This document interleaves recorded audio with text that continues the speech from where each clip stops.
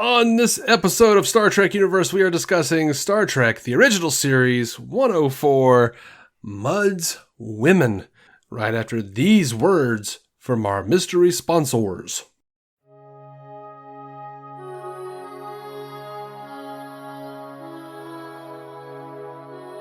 Welcome into Star Trek Universe, the podcast that has recently expanded from two guys who've been talking about Star Trek with each other since they were 6 years old to include an old Star Trek salt, I don't know what to call myself, and a young lass fresh to the Enterprise, Effie Ophelders. Hi, I have never seen any of this. Of course, I'm David C. Robertson, and I'm here. And we're talking about Mudd's Women. The Enterprise rescues a con man named Harry Mudd who is trafficking in mail order brides. Pretty heavy material for episode 4.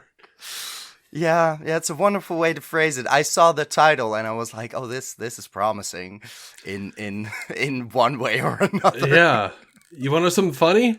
This was one of the episodes, like the synopsis for this episode was one of the proposed ideas for the first pilot.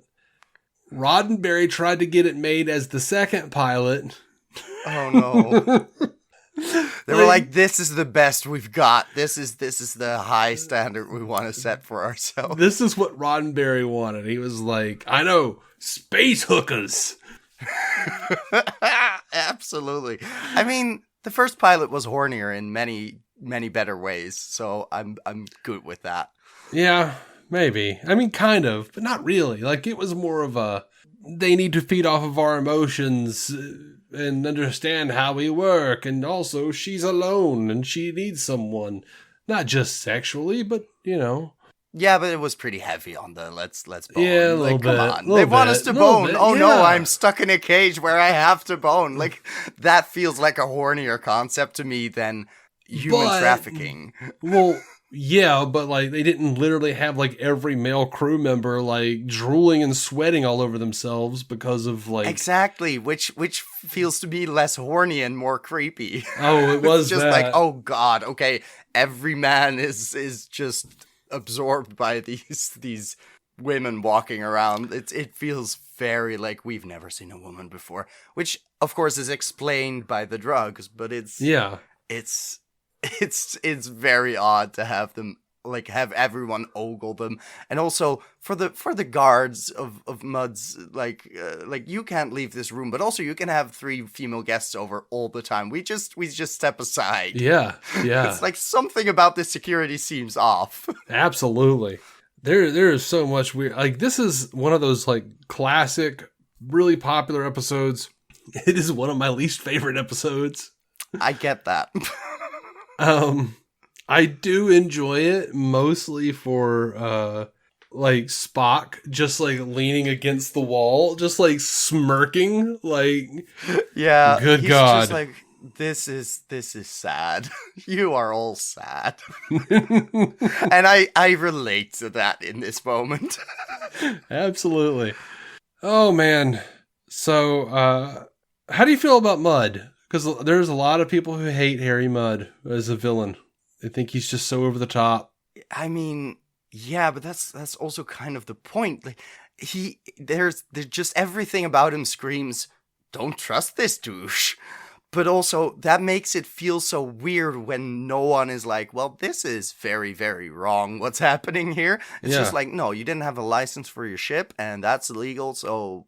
But there's no issue with calling his passengers cargo. There's no, like, it's literally, okay, are you human trafficking them? And is that fine in the future because they sort of seem to consent? And is no one, like, based on his record, you should presume it's Stockholm Syndrome or something. Like, what?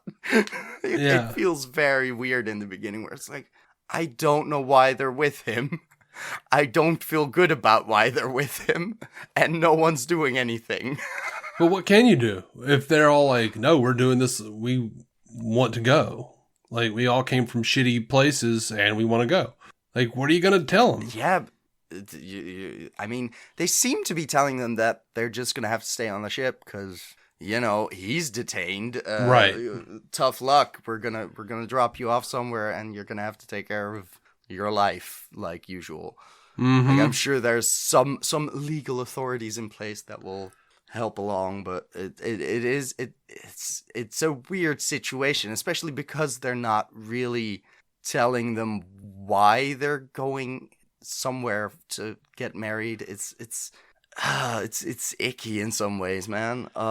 Yeah. And it very much leans into that we're only fit to be wives and then we'll be fulfilled. And there's very much the dehumanization of females in scare quotes, which, okay, fair enough. That was mostly the computer talking, but just the fact that they get no medical readings on them is in and of itself very, very dehumanizing, which is also not quite explained by the drugs. Like, you'd expect off readings, but it's just, we can't recognize these people as species. There's nothing. And and that's very much leading you to believe there's a far more alien explanation for what they are. Are they robots? Are they, what are they built? What is off? Well, hold on. And it's much simpler. It's not that they didn't get medical readings, because all of the women refused medical scans. Yeah. What came back as negative is they had no record. They were not in the computer as ever having done anything wrong. So they had no record. And they all came from, like, backwater planets. So the Federation or whoever Starfleet didn't have records on who these people were. Sure, but the computer suggests, like, 2 seconds later, like, we do have some weird readings on the male crew members who are, like, horny off their brains. That's where I was like, okay, were you trying to get a reading on them as well? Because to me, that came across as, we're trying to get some sort of physical, or are they lying reading and we just cannot get a pulse? Well, McCoy's computer in sickbay definitely got some kind of weird reading. Yeah, that's a different scene. And at that point, it's like, okay, that should also be weird. Yeah. But we don't really know why, because it's not a like, oh, these readings are off the scale and it's not quite right. It's the machine is fucked up because you walked past it. Like, it's just beeping red. Yeah, is that machine male? Is that what's happening? Is like probably that's it. The machines are also straight males. Yeah. That is the issue here. So I think we figured it out. There are glaring inconsistencies in this script. Yeah, and I don't know what to think about it. Like, they keep just trying to misdirect us and make us think like something weird's going on. Yeah. Okay, and then, like, they never really explained it. Like, I did like the scene where McCoy and Kirk are like, are they really as beautiful? Like, they can't be more beautiful than every other woman we've ever seen. Like, what is something's going on?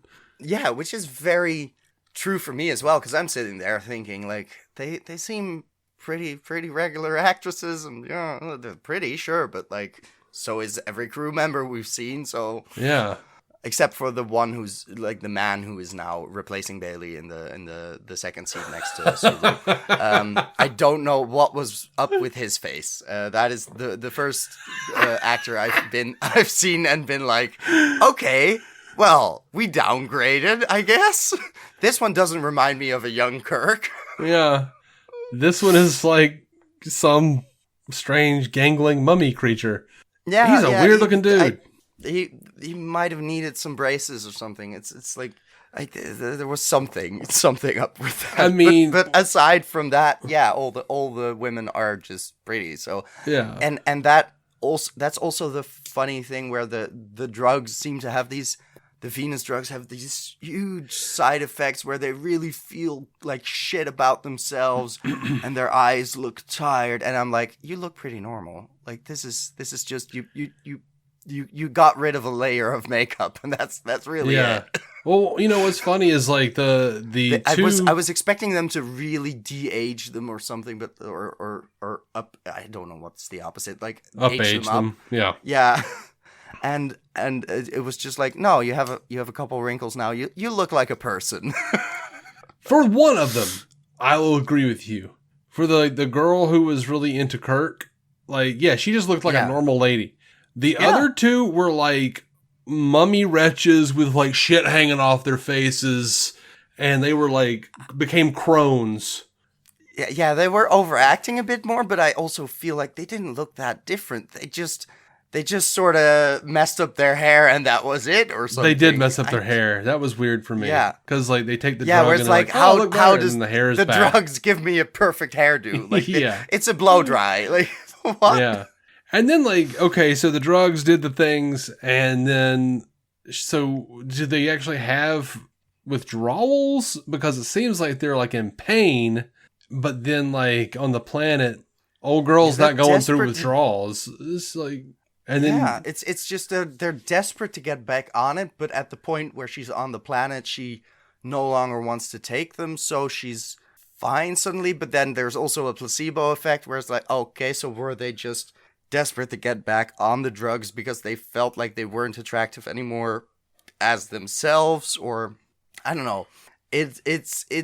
Because the drugs were definitely doing something, because everyone was very much infatuated, yeah. but the placebo just served to tell her, like, you can still be seductive if you just fucking try and believe in yourself. Like, right. I had more thoughts about that scene than most others. Here's my headcanon, okay? The drugs really never made them more beautiful. We just saw them as everyone else saw them. What it really did was pump out super pheromones that just made everybody super horny.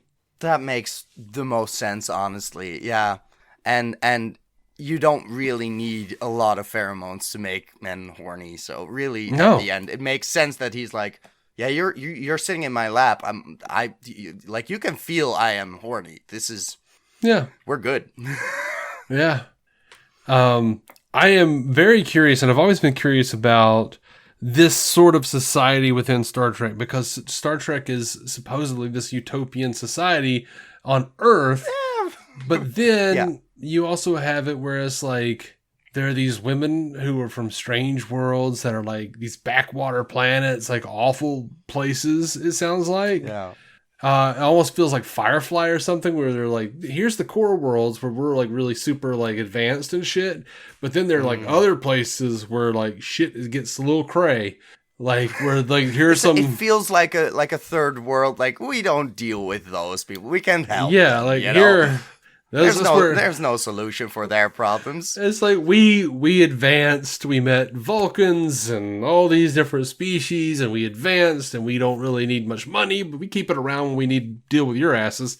Exactly. And those Suddenly people... there's a whole lot of money in the Starfleet back pocket to buy some crystals. Yeah, and then we have, like, you know, out on the outer planets mining lithium are like MAGA people for some reason. We're like, it's not far off. Yeah, no, I get it. Constantly about to beat a lady for not being pretty enough, and then going, I never touched her. You were clearly going to, though. Yeah, like, it didn't look good. Like, you keep saying that, but it's like, do you mean because in that context, it like also sounded halfway like, oh, well, we didn't fuck, so like I don't owe you nothing, and that's why I'm being rude as shit. Like, it's and then when he says when they barge in, it's like either I was gonna hit her in the face, or it's like, I didn't touch her because she's the merchandise and I haven't paid yet. Like, what is the thing here? Yeah, I don't know, but the whole thing makes me uncomfortable. Absolutely. And then there's this whole quote-unquote empowering speech where she's asserting her value as a woman through these very gendered virtues of, like, I cook, I clean, I care, I cry, you know, that sort of, like, that's what you need a wife for. And I'm like, if that's all we're good for, I'm sorry, let's just skip over everything. Let's just not do any of it. Like, like, I'm not sure that's much better than your use being hot and selfish and getting fucked. Like, you're still getting fucked in a different way, so I don't know. Which is, you know, she said that she came from this, like, planet where she was, like, it was just her and her brothers, and all she did was, like, cook and clean and clean up after him. Yeah, like, Why how is do this you- going to be a better life if your marriage is like, I have one guy to take care of now, and he doesn't really, like, and I somewhat appreciated that, where he's apprehensive, like, okay, he doesn't need a wife, he's been cooking for himself, he's fine, but then also immediately becomes extremely hostile at the implied suggestion that he can't take care of himself and needs her to cook. And then is also proven wrong by the fact that she can cook better. Yeah. He's like, it's probably going to taste like shit. And oh, fuck, this is better. You know, Yeah. It's like, how is this the utopian vision of women are people too? No, it's very much still stuck in the, like, women are good for, the household. And Yeah. it's Yeah. like, good damn. Of course, you could headcanon it and say, because this is very much like, these are people on the outskirts of society. These are, Sure. strange weirdos and whatnot out in the middle of nowhere. Yeah, but that also feels like a class difference you're creating then. Because, like, yeah, we have the utopia on Earth, but everyone out there is Oh, yeah. sort of less evolved and therefore stupid. So let's... devalue them as people because they're still stuck in those Yeah. ancient ways of, I guess. But there's a correlation there between intelligence and development and ignorance that Mm-hmm. like that leading to being less emancipated, where it's like, I'm not sure that's the issue in current society. There's a lot of rich, intelligent, white assholes who are very upper class and still very sexist. So Yeah. it's yeah. Well, I Like couldn't. I feel like that's sort of missing the point. I'm not sure how rich these guys are, because it looks like they don't have a pot to piss in, but Mud kept saying that they were so rich. Yeah, I feel like they have a lot of money and they can't do shit with it because they have to live in a hole to earn that money. Yeah. Where it's like, what do you get out of this life? Like, can you go off-world for a week out of the year and then have a fucking party in some casino planet? Like, I like, what's the use of being filthy rich if you're mostly just filthy? Yeah. I don't know. It's interesting that it's one of those things that, like, they never really touch much on. Every once in a while we'll see some, like, dirty ass scavenger running around smuggling shit with, getting up with some Klingons in the background. And you're like, what is your life? Why is this a thing? What's the use of this galactic economy anyway? Like, we haven't heard anything about the currency yet, right?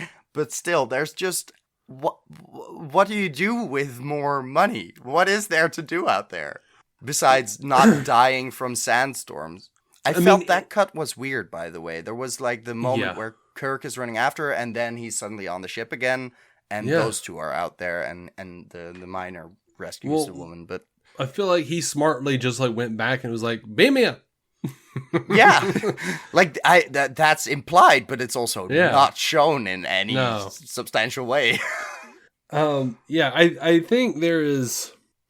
What's fun is, like, there's this idea that, like, Star Trek is all, like, this, like, utopia, where they don't need money and all this stuff. But then repeatedly over the course of all of the shows, we keep seeing, like, no, they're, like, smugglers and vagabonds and space hookers. There's money to be made. Yeah, there's money to be made. Like, like Riker carries Relton Gold Press Latinum just in case he, like, goes to DS9 and has to, like, play a game of Dabo or something. Like, you need to get something out of somebody, like, got to pay them a little bit. Federation doesn't use money, but other people do. Yeah, apparently. There are all sorts of different, cultures and stuff, but still, even though we've seen all that stuff, there are fans who are like, but the Federation's not supposed to be bad or have money, and people don't have conflict, because Roddenberry said, sorry, original series had plenty of conflict. Write that in. No, tons of conflict in the original series. Yeah. Tons. I almost feel like he decided that. I mean, well, he did decide that well after the original series was over, but I almost felt like he, like, was like, I know I'm dying soon. I don't want any Star Trek to be as good as when I was writing it. So I say there's no conflict in the future between humans. So you can't write compelling drama. Yeah. No, that's a good good way to retcon that shit. Yeah. But yeah, like new Star Trek, they're always running around on like planets where it's like there are drug addicts. Like there's like there's plenty of conflict. Course. Like they have just said, "Sorry, Gene, we're gonna go with the conflict." Yeah, but also we're in episode 4 and there's drugs, so there's a lot of illicit trade going on here. He's smuggling all types of shit. Also, like in the 90s when that was like such a big thing of like there's no conflict between the humans in Starfleet. There were just like 2 characters on DS9 who never got that memo, and they were mildly homophobic. One of them was mildly racist. Like one of them was very open to being like, "I love you," and he's like, "I love my wife. Go away." Like, oh God, they're 2 of my favorite characters. They're ridiculous, but they're really great. They have their issues, and I was like, yay, interesting humans on Star Trek again. Flawed characters. That'd be neat. Yeah, like you gotta have something. Aside from the people, occasional guy who's just having sex with recreations of women on the Enterprise in the holographic, chamber there. That's a thing. When do we find out about that? Because that's next weird. Yeah, that's Next Generation, where they're like, Mr. Barclay's spending too much time in the holodeck, and they go down there, and he's got like really sexed up versions of like the Doctor and the Counselor, and oh my God. Oh goodness. Yeah, it's fun. It is what would happen, though. Yeah. It's better than harassing the actual women in your workplace. Oh. Yeah, well, Slight he doesn't. Improvement. Yeah, he doesn't have Utopia. He doesn't have the guts to even talk to a woman and be like, "Hi, I think you're pretty. You want to go out sometime?" He's not. He's like that dude. Yeah. So he's just nervous and like all fumbly, like, "Oh, I don't know." I've built an Android version for myself. I'll just fuck the holograms, like that type of attitude. Yeah. There was this great comedian. I don't like years ago. I don't remember his name. He was in the documentary Trekkies, where he was talking about. He was doing this at a con. He was stand up, and he was like, "Man, they had a 14-year-old on the Enterprise D with a holodeck. They would not be able to pry me out of the holodeck when I was 14. They would like have to like." Phaser their way in, and be like, Wesley, and I would just be like in the middle of like a gigantic vagina, and they're like, "You need help. This is sick. Where's Counselor Troy? This is Counselor Troy." It was a fantastic bit. It was really funny, but that sounds good. Yeah, it makes sense if you invent that type of a technology. Yeah. Like, people will always use shit for porn. That's how it works. Yeah, absolutely. In fact, porn, is the thing that drives the innovation of these technologies. Yeah. I did like when Eve says, "You go halfway across the sound of male ego. You travel halfway across the galaxy, and it's still the same song." Yes, that was wonderful. Was like. I agree. I know, like, this feeling I have had before. This, yeah, that was well done. But yeah, and what I actually also liked in like if we're picking like cherry picking the bits of feminism we did appreciate, like Kirk actually checks with her at the end when the dude is speaking for the both of them. He's like, yeah, and Eve, like, is he correct in speaking for the both of you? I want your opinion if you want to stay here, because that's kind of what I'm asking, and he should not speak for you. That was like, yeah, thank you for just asking the person you're talking to. Yeah, I loved that. I was like, yay, because that guy was like, we have some things we want to talk about. I'm like, no, dude, like, y'all ain't had no conversation. Y'all ain't had no conversation. Yeah. You don't know. You didn't like you exchanged glances and now you're trying to say what she wants? Fuck off. Yeah, absolutely. I do love that Kirk offered to appear as a character witness for Harry if you think that'll help, and he's like, they'll throw away the key. Yeah, that was a good gag. And I'm like, no, that makes sense because you've done basically nothing to redeem yourself. Yeah. And of course, later when Spock says, the fact that my internal arrangement differs from yours, Doctor, pleases me no end. Just the like his heart is on his left flank or something. It's like where our spleen would be, I guess. Sure. It's just somewhere between the ribs and the lung and whatever is there for him. Yeah. Yeah. So what was I about to say? God, I miss. Okay. What do you love how like they just completely dropped that whole like Mudd is going to try to take over the Enterprise thing and he's going to be the captain? Yeah, I wrote that down. I was like, okay, did you just need a cut to commercials moment of like, ha, evil laugh, and like he never does anything to like pursue that goal. It's just a threat of like, I'll be the captain of this ship, and it's like, no, at no point is there a plan to do that because you don't know how to get to that point. I feel like that scene was perfect and it made me laugh, but it's hilariously he over was the top. Yeah, and he was still totally just like being like, no, Lee, my name is Lee Walsh. Yeah, he was still like pretending to be somebody else. So it would have been great if he's like, I'll be the captain of this ship, and then they just cut to like, as he's laughing, they just cut directly to him sitting there as they're like, all right, Harcourt Fenton Mudd, you're in prison, buddy. We're taking you in. Like, yeah, that's not good. You can't just say that.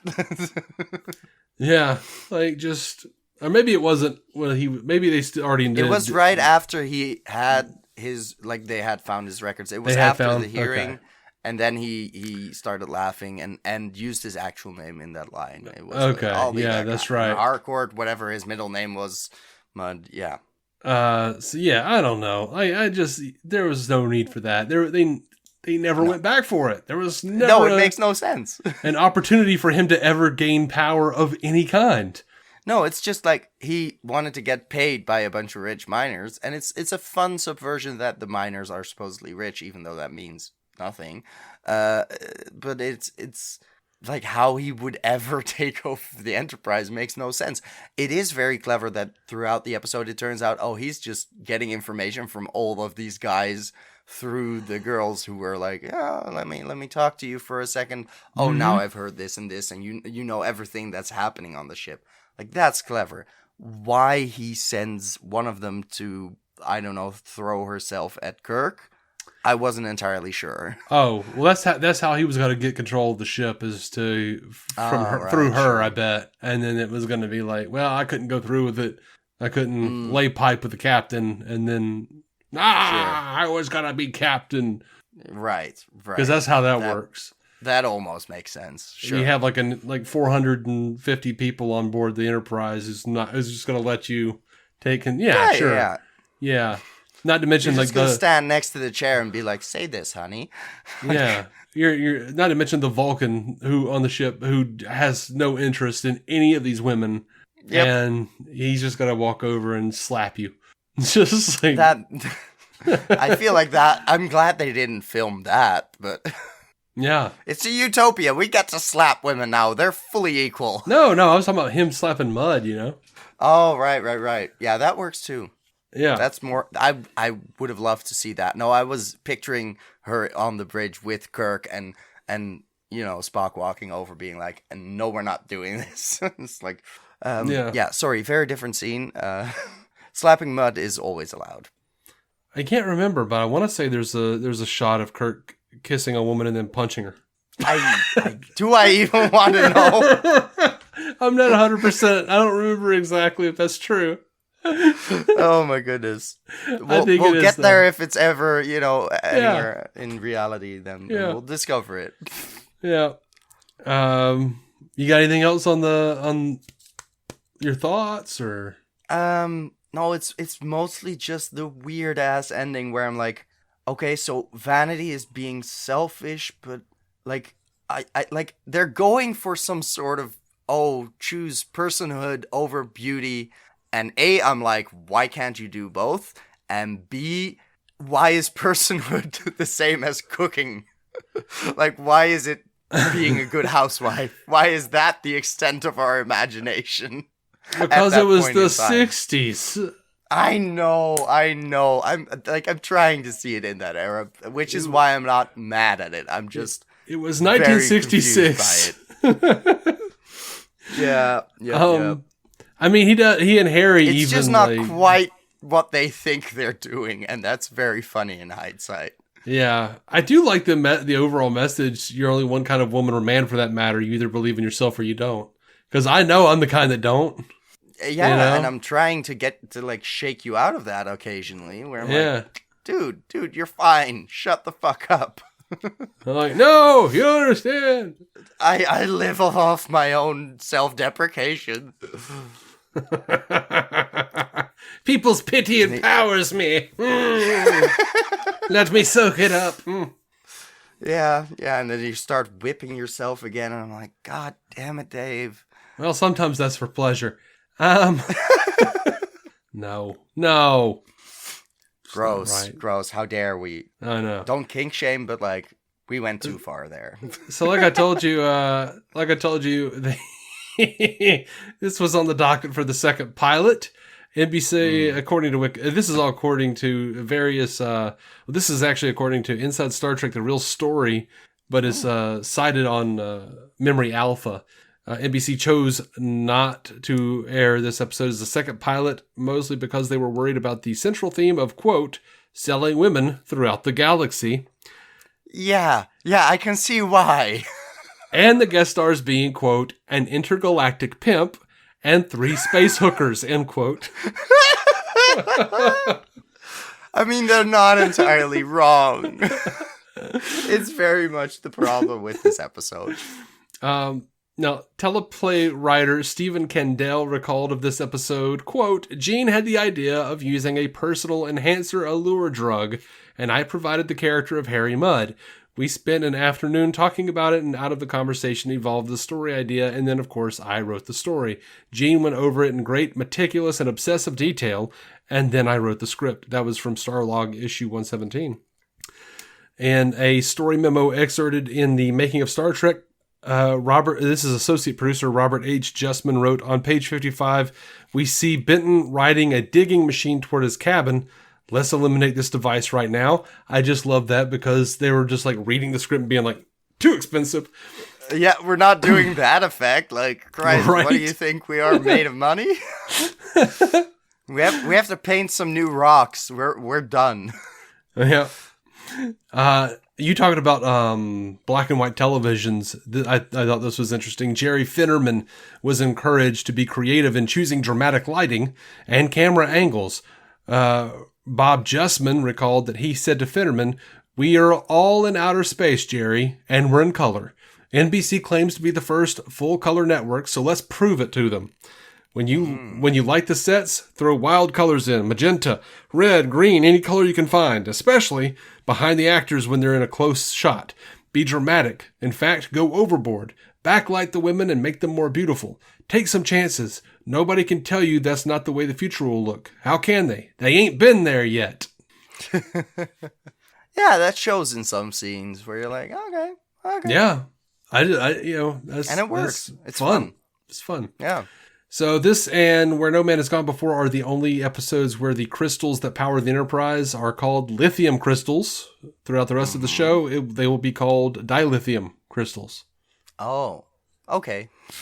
So good to know. Get ready for that. Your world's going to be rocked.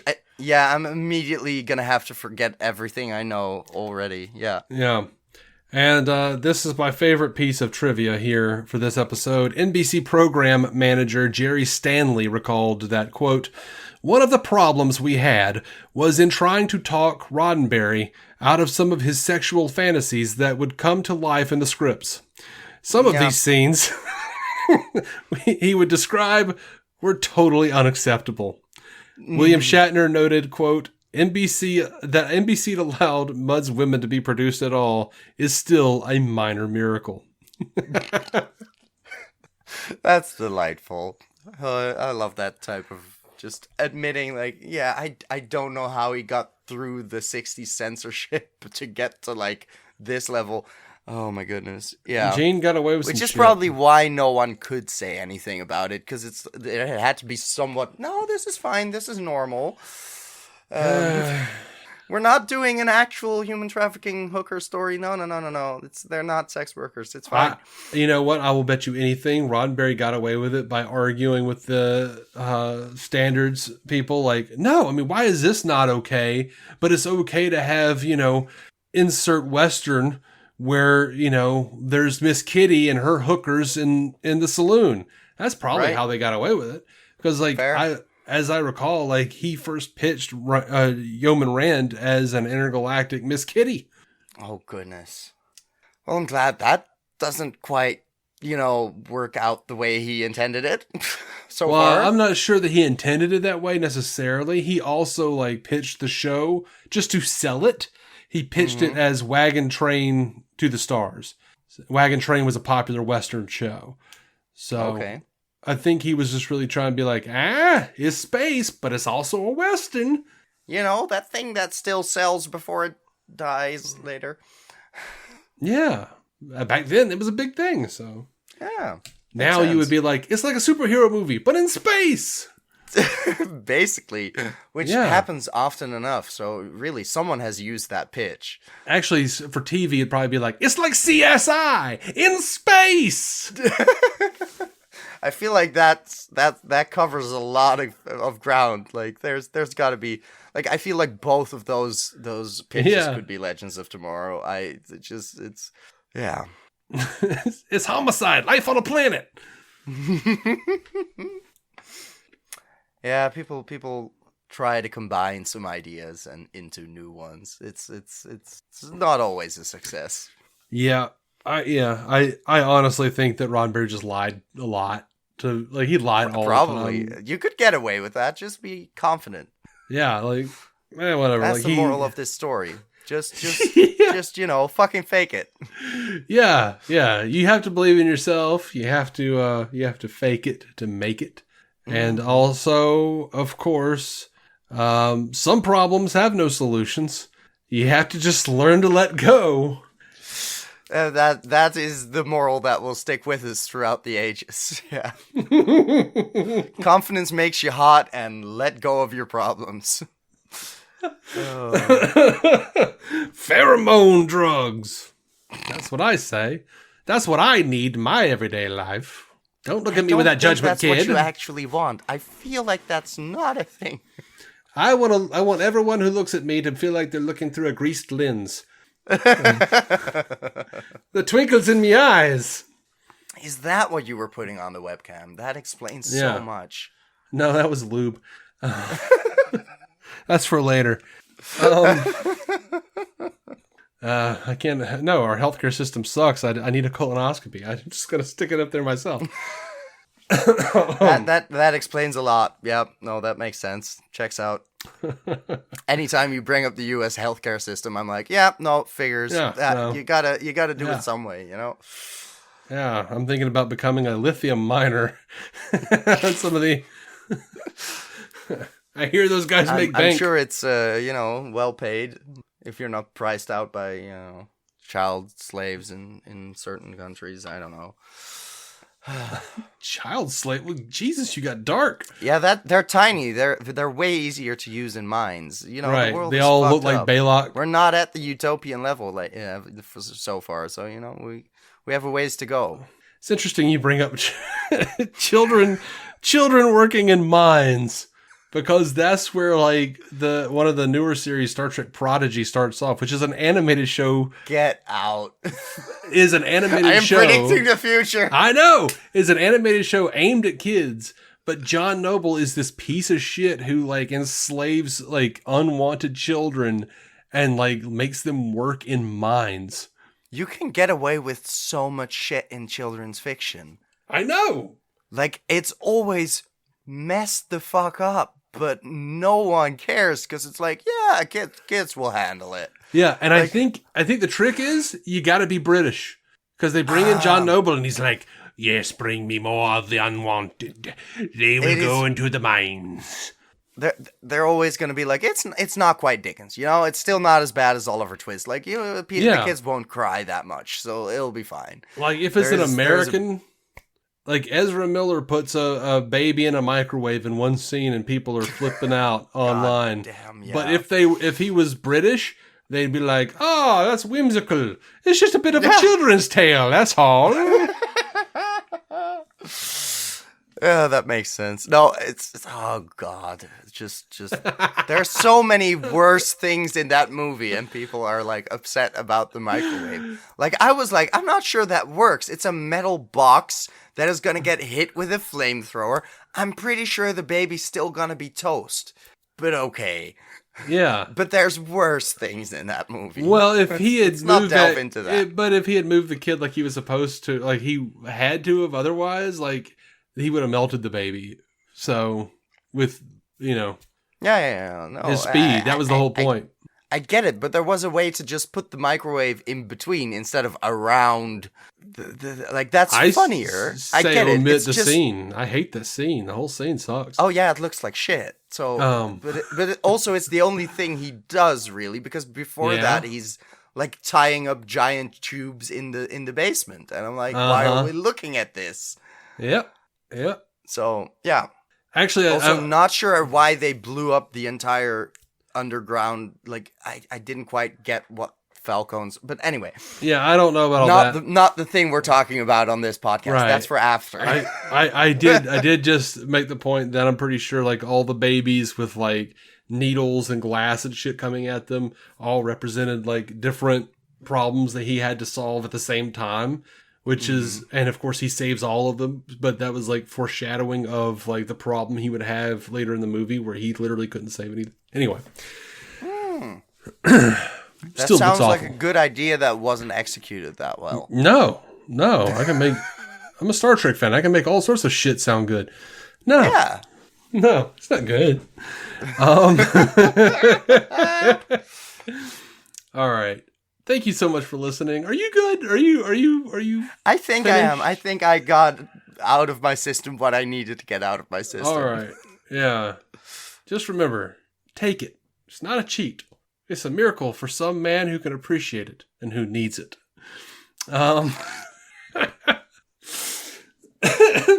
Alrighty. So, thanks for listening, everyone.